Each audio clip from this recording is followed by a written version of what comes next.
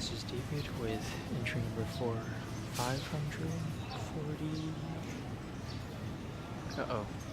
556, 555, something like that.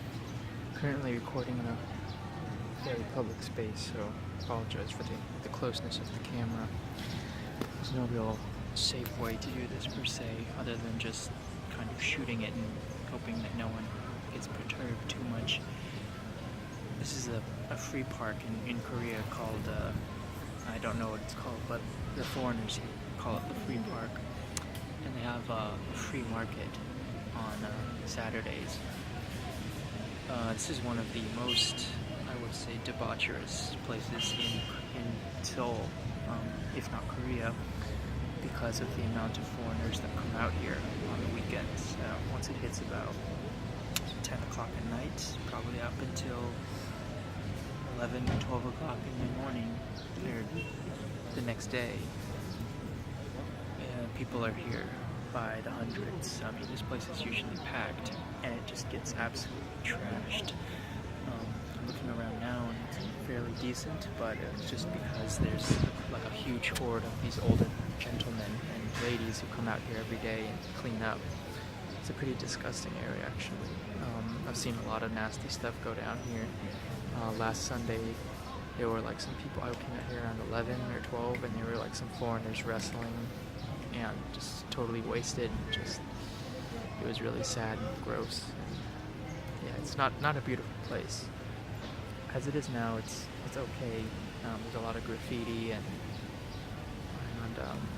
yeah, it's pretty rough, but it's not like dangerous. It's just dirty, and there's just a ton of foreigners here. You get kind of, or for me personally, I get really fatigued fairly quickly when I'm around foreigners here in Korea, because they all kind of act the same. And it's a very frustrating experience because they're so, how do you put it, foreign. The way they act is very different than how I think someone should act in another country. You always see it if there's the same foreigners in a foreign land. You see them kind of congregate together, but the amount of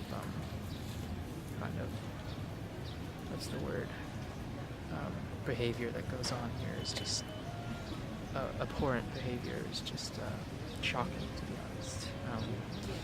There's a lot of drinking, and that goes back to the culture here. It just is so heavily reliant and promoted that it's just kind of embarrassing. And if you don't follow that same path, then it's a very tough existence for you.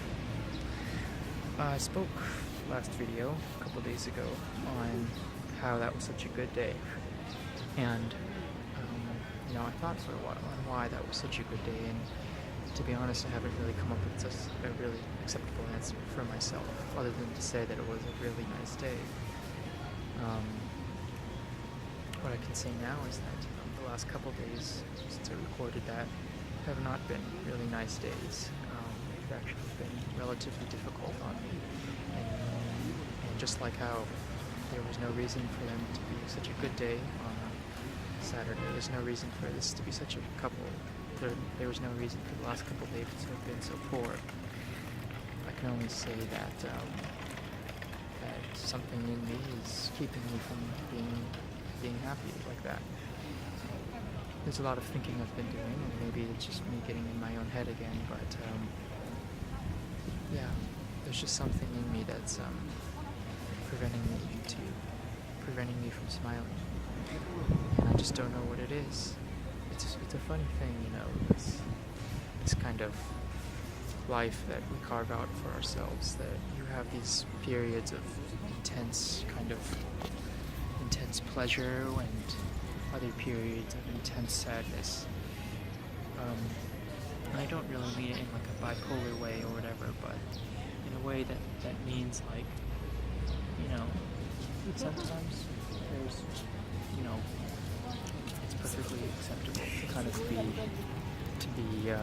happy or whatever, and other times it's perfectly acceptable to be sad. And at this time in my life, I haven't really found a really good way to balance these two things. Would I like to be able to just be carefree and whatever? Yeah, sure. But the fact of the matter is that that's extremely difficult for me. That's just how it is. I don't know. I'm kind of chuckling because you might have heard these two people just passed me. There's two Japanese women, a mother and her daughter, and I could understand a little bit of what they were saying. They were saying like, that's crazy. There's a whole bunch of graffiti on this wall, and there is. I mean, there's a building over here that's like a lavatory / rec center, and it's just completely covered in graffiti.